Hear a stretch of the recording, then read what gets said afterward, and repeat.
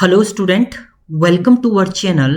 आज के ट्यूटोरियल में डिजिटल इलेक्ट्रॉनिक्स के ट्यूटोरियल में हम लोग देखने वाले हैं important topic that is a min term and max term. Min term आपका किस पे रिप्रेजेंट करता है? ये होता है सम ऑफ प्रोडक्ट का टर्म, और मैक्स टर्म जो होता है वो होता है product of sum. Product of sum का टर्म होता है। सम ऑफ प्रोडक्ट को आप रिप्रेजेंट करते हैं स्मॉल एम से, और ही से रिप्रेजेंट करते हैं आप कैपिटल एम से। तो ये आपके स्टैंडर्डाइज फॉर्मेट होती हैं। तो each individual item in a canonical standard sum of product is called min term, and each individual term in a canonical product of sum is called as a max term. तो for n variable logic function there is 2 की power n min term and 2 की power n max term. तो आपके अगर n number of variable हैं तो 2 की power n इसमें min term होंगे और 2 की पावर n इसमें max term होंगे। तो चलिए अब हम लोग बात करते हैं आपका मिन term and max term for 3 variable binary number. तो ए बी सी आपने लिखा है यहाँ पर। जब आप इसको रिप्रेजेंट कर रहे हैं तो वैल्यू आपकी ये आ रही है यहाँ पर। तो यहाँ पर 1 1 है ये आपका। तो 0 1 0 1 0 1 0 इस टाइप से आप लिखिए इसको। टोटल नंबर ऑफ एलिमेंट आपके 3 वेरिएबल है, 2 की पावर 3, तो 3 3 जा 9 3 जा नहीं 2 2 जा 4 2 जा 8 एलिमेंट आपके हो जाएंगे। तो 1 2 3 4 5 6 7 1 और आ सकता है आपका, 8 भी आ जाएगा यहाँ पर। 1 को भी आप रिप्रेजेंट कर देंगे तो आप इससे क्या कर सकते हैं, एक एलिमेंट ऑफ M7 भी आपका यहाँ पर रिप्रेजेंट हो सकता है। यहाँ पर कैपिटल M7 हो जाएगा। तो चलिए यहाँ पर देखिए ये 0 0 1 1 0 0 1 1 4 0 एंड 4 1, ये भी 1 होगा आपका, एक 1 और आएगा आपका ये। तो अब देखिए इसका आप रिप्रेजेंट करें। अब जब आप मिन टर्म की बात करते हैं तो इसको एज लेते हैं। 0 को आप इसमें 0 अगर है तो वो बार में आएगा, और अगर 1 है तो वो एक्चुअल वैल्यू आ जाएगी। यहाँ पर क्या है, 0 को आप क्या लेते हैं, एक्चुअल वैल्यू लेते हैं, और 1 को आप लेते हैं यहाँ पर बार। भाई ये डिफरेंस होता है आपका मैक्स टर्म और मिन टर्म में। तो देखिए इसको रिप्रेजेंट करेंगे आप तो ये हो जाएगा ए बार बी बार सी बार। ये 0 है मिन टर्म। ये आ जाएगा आपका A bar B bar C, A bar B C, A bar B C, A B bar C bar, A B bar C, और ये हो जाएगा आपका ए बी सी बार, और ये हो जाएगा ए बी एन सी। यहाँ पर क्या हो जाएगा, ये ए बार प्लस बी बार प्लस सी बार, ये आपकी कंडीशन होती है। देखो यहाँ पर जो 0 है मीन्स प्रॉपर वैल्यू आएगी, तो यहाँ पर आ जाएगा a प्लस बी प्लस सी। इसको डॉट प्रोडक्ट से आप रिप्रेजेंट करते हैं मिन टर्म को। मैक्स टर्म को आप पॉजिटिव से आप रिप्रेजेंट करेंगे, प्लस सिंबल से आप रिप्रेजेंट करेंगे, और कैपिटल एम से ये रिप्रेजेंट होता है आपका max term. Now the min term is represent by small m, max term is represent by capital M. The subscript i is a decimal number equivalent to the 0 to binary input, जहां तक आपने input दिया होगा। With this shorthand notation, logical function can be represented as follow।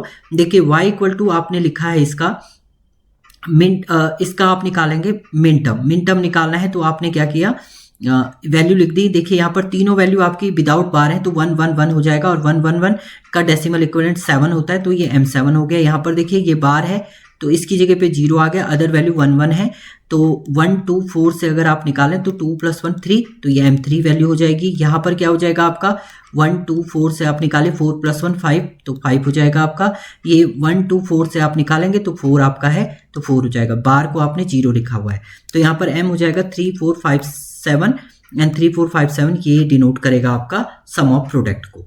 अब दूसरा product of सम की बात करें। यहाँ पर प्रोडक्ट ऑफ सम है, तो प्रोडक्ट ऑफ सम में जो एक्चुअल वैल्यू है उसको 0 से आप रिप्रेजेंट करते हैं, तो ये M0 कैपिटल M 0 हो जाएगा। ये क्या हो जाएगा, डॉट यहाँ पर 1 0 1, ये 5 आया आपका, तो कैपिटल M 5 हो जाएगा, और ये कैपिटल M 7 हो जाएगा। तो इस तरीके से आप डिनोट करते हैं, और प्रोडक्ट ऑफ सम को आप पाई से रिप्रेजेंट करते हैं, और सम ऑफ प्रोडक्ट को आप सिग्मा से रिप्रेजेंट करते हैं। बस ये अदर डिफरेंस भी आप यहाँ पर राइट अप करेंगे मिन टर्म और मैक्स टर्म का।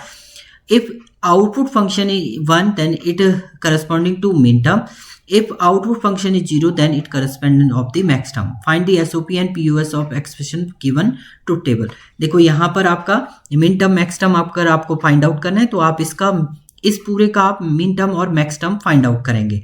तो डायरेक्ट आपने यहाँ पर लिखा, देखिए 1 कब आ रहा है आपका, जब आपके तीनों वैल्यू 0 0 है, तो सम ऑफ प्रोडक्ट में क्या आ जाएगा आपका, a bar b bar C bar plus दूसरा 1 ये है, जहां पर आपका क्या है, A bar B C bar then next आपका है ये वाली वैल्यू जिसमें a 0 है तो a बार आ जाएगा, b c ऐसे रहेंगे आपका प्लस, और लास्ट है जिसमें तीनों वैल्यू आपके हैं a b एंड c। तो ये इसका स्टैंडर्ड फॉर्म हो जाएगा। और इसका अगर वैल्यू आप फाइंड आउट करते हैं तो आपका 0 0 0 ये 0 है, ये किसकी वैल्यू है, ये m0 हो जाएगा आपका, ये हो जाएगा m2, ये हो जाएगा m3 और ये हो जाएगा m7। तो आप इसका जो मिन टर्म निकालेंगे तो स्मॉल m के साथ आप 0 2 3 एंड 7 इसको रिप्रेजेंट कर सकते हैं। सेम अब इसका प्रोडक्ट ऑफ सम की बात करते हैं तो प्रोडक्ट ऑफ सम कैसे निकलेगा, 1 है आपका, 1 को क्या रिप्रेजेंट करेंगे आप, a plus b plus c, 0 वाला। नेक्स्ट क्या आ जाएगा आपका, नेक्स्ट 1 ये है तो यहाँ पर 0 को तो आप a लिखते हैं प्लस b बार प्लस c आपका हो जाएगा। नेक्स्ट क्या आ जाएगा आपका, a plus b bar plus c बार, और नेक्स्ट लास्ट आ जाएगा आपका a bar plus b bar plus c बार। तो स्टेटमेंट तो वही है आपका, पहले वाले में क्या आया 0 0 0, तो यानी ये m कैपिटल M 0 है, ये कैपिटल M 2 है, ये कैपिटल M 3 है और ये कैपिटल M 7 है आपका। बाहर को आप किससे रिप्रेजेंट करेंगे, सॉरी यहाँ पर कुछ गड़बड़ हुआ है, प्रोडक्ट ऑफ सम में आप वैसे तो ये अगर डायरेक्ट आप रिप्रेजेंट करते तो ये आता है, बट प्रोडक्ट ऑफ सम में हम 0 को रिप्रेजेंट करते हैं एज अ वैल्यू। तो 0 का आप आउटपुट यहाँ पर रिप्रेजेंट करेंगे। तो 0 का आउटपुट क्या है यहाँ पर, a plus b plus c बार। दूसरा स्टेटमेंट क्या है आपका 0 का, ये है प्रोडक्ट ऑफ सम में 0 को काउंट करते हैं हम, तो यहाँ पर आ जाएगा आपका a bar plus b plus c। तीसरा 0 आपका ये है तो ये आ जाएगा आपका a bar plus b plus c बार, और लास्ट आपका क्या आ जाएगा, लास्ट ये वैल्यू है जिसको हम रिप्रेजेंट कर रहे हैं a bar plus b bar plus c। ये तो आप इस तरीके से इसको रिप्रेजेंट करेंगे। और इसका अगर वैल्यू निकालते हैं तो ये है 0, सॉरी इसमें एक्चुअल वैल्यू को हम 0 रिप्रेजेंट करते हैं तो 0 0 1 ये है, तो ये 1 का ही आउटपुट होता है, तो m1 हो जाएगा, ये हो जाएगा आपका 1 0 0 1 0 0, ये आ जाएगा आपका 4 का आउटपुट, और ये हो जाएगा आपका 1 0 1, तो ये m5 आपका हो जाएगा, और ये हो जाएगा आपका 1 1 0 और ये m6 आपका हो जाएगा। तो इसका जो आउटपुट आएगा आपका वो पाई के साथ आप लिखेंगे, कैपिटल M में भी लिख सकते हैं आप, ये आया आपका 1 4 5 एंड 6। तो इस तरीके से आप स्टैंडर्डाइज इसको कन्वर्ट कर देते हैं आप इक्विवेलेंट फॉर्म में। तो ये आपका क्या है, कॉम्प्लीमेंट्री फंक्शन है, एक्सप्रेशन आप इस तरीके से इसको रिप्रेजेंट करते हैं। तो ये आपका क्या है, रिप्रेजेंटेशन है कैनोनिकल फॉर्म और min term max term form में। Thank you student.